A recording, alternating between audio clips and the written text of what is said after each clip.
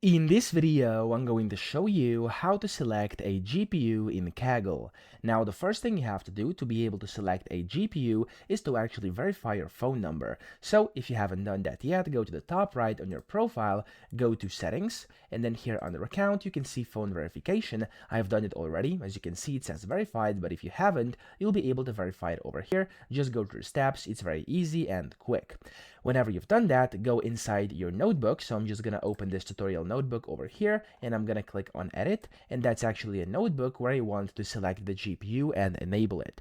So to do this, you want to go to the right here where it says notebook, scroll down and click on session options. Then it says accelerator, and this by default is going to say none. You want to click on it and select the GPU you want to use. Right now for me, two of them are available, so the GPU T4X2 and the P100. So I'm going to go with this one, the P100 right now, and I'm simply going to click on turn on GPU P100. Whenever you do that, your session is going to stop and restart, and yeah, that's essentially how you do this. That's how to select a GPU. So I hope this video helped you out. If it did, please subscribe to the channel and help me out as well.